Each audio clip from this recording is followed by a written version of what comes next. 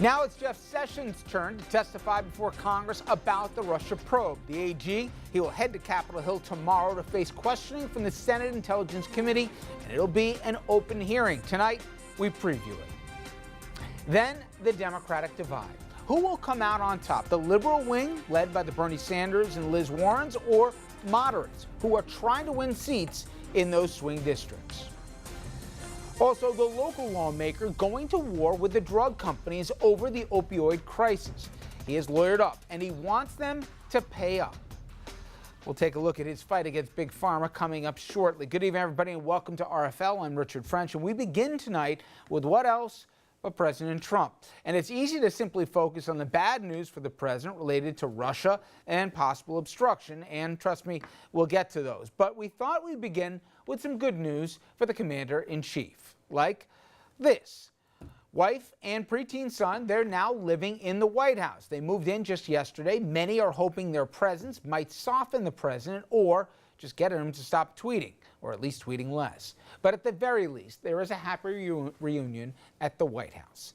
And it's not exactly like he's gone into hiding. Trump crashing both a wedding and an 8th grade graduation party at the Trump golf course in New Jersey, where he stayed this past weekend. Now, a cynic, those cynics, they might point out that this was his 29th day as president at a Trump golf course and his 42nd day out of 143 in the office, or that the government pays the course for things like golf carts and the Secret Service. But it is still a wedding, and the happy couple certainly seemed none too displeased that a president was in attendance. Okay, that's about all the good news I got. And the bad news now. Russia, possible obstruction investigation, they're not going anywhere. More on Trump's bad news from now senior political correspondent Andrew Whitman. And Rich, we talked about this after James Comey testified last Thursday. If there was anyone besides President Trump who took it on the chin when Comey testified last week, that person would be Attorney General Jeff Sessions. Comey hinted at another undisclosed meeting between Sessions and top Russians during the campaign, but couldn't talk more about it in an open forum. Now, after calls all weekend, word is that Sessions will testify tomorrow before the Senate Intelligence Committee and will do so in public. Sessions recused himself from the Russia investigation after word leaked that he hadn't told Congress about other meetings with Russians during his confirmation hearings in January. Sessions will be pressed about any other unreported contacts, and Sessions was in the loop as the president looked to fire James Comey, which many say violated the terms of his recusal. Sessions goes to Congress at 2:30 tomorrow afternoon.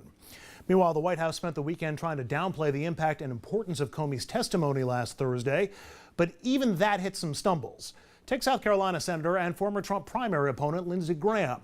Graham defended Trump on the Sunday shows, but even then he pointed out the biggest weakness for anyone trying to defend this president right now.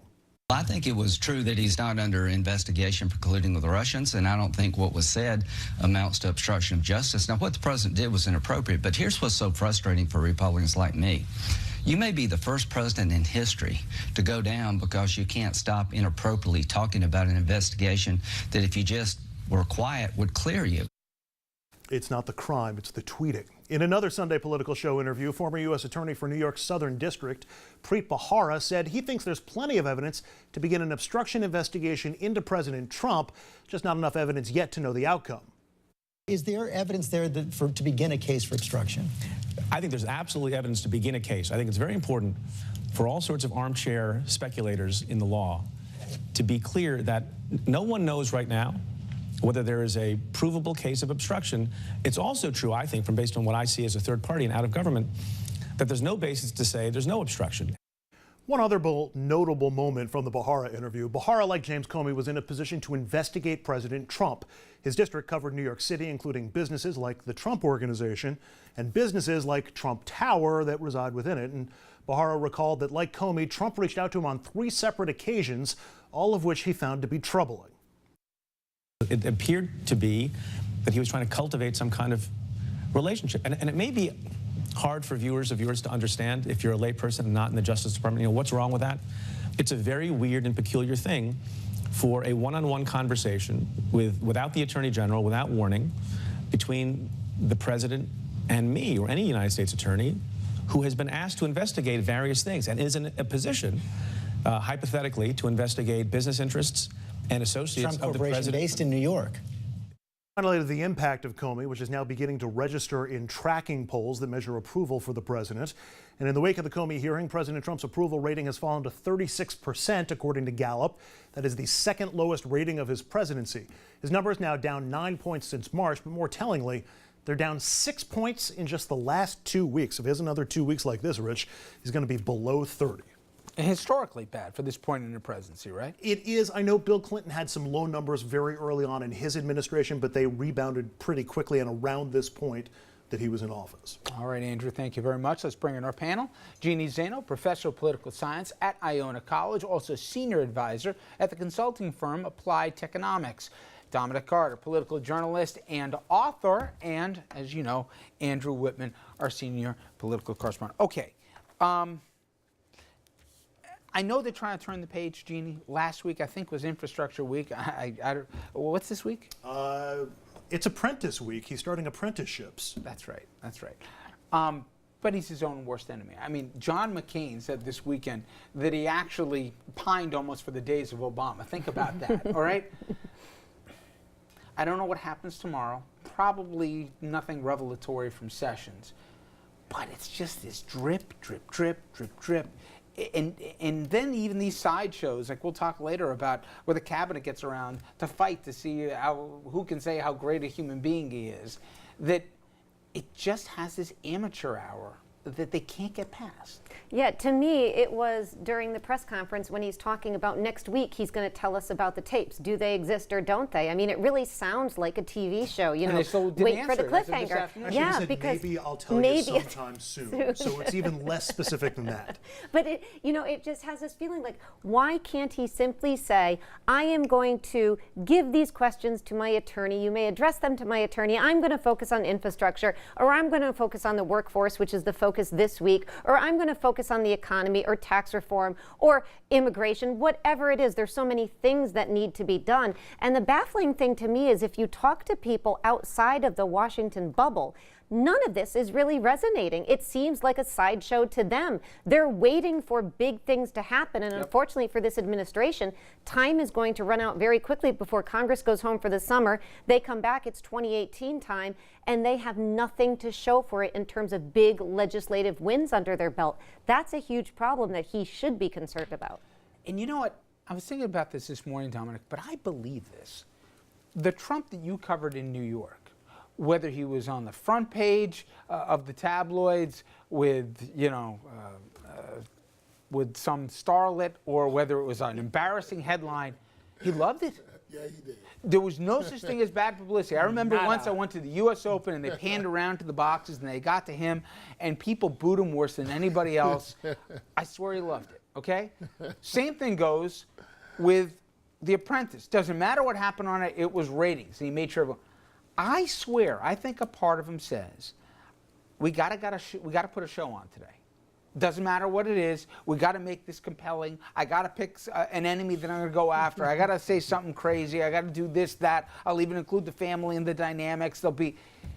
He can't stand, not that he's got prosperity, but he can't stand a slow news cycle when that is what he needs more than anything right now. But as everyone at this table knows, the bully pulpit of being president of the United States comes naturally with almost anything you say.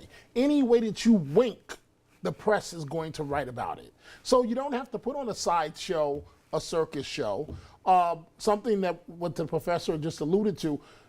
To understand Donald Trump, like we'll say, how come he won't release this? Or how come he won't? Because he's the master, to your point, he's the master of tease. Notice almost for ratings and attention. So there is some truth in what you're saying. As long as he's at the center of the show, he's happy. But it's coming all at his expense. Yeah. And how long will he be able to weather the storm? Because the agenda, poof, out the window. No agenda. I think at this point, a quiet news cycle actually hurts him, because if there's no news coming out of the White House, what's the story going to be? We'll take tomorrow, it's going to be Andrew. more Russia. Okay. It's going to be more of the investigation. Jeff more Sessions obstruction. testifies tomorrow. Now, I think people who thought that literally people were going to be throwing stuff last week when Comey, had his day in Washington were disappointed. I found it riveting, but I know it's gotten to the point where people are expecting like it's a wrestling pay-per-view, okay? It definitely will not be that tomorrow.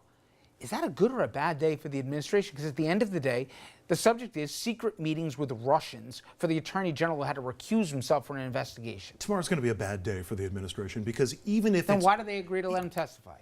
Well, I mean, they haven't in an decided. open session. They haven't decided whether they're going to invoke executive privilege at some point. You're right. Which, let's say they do.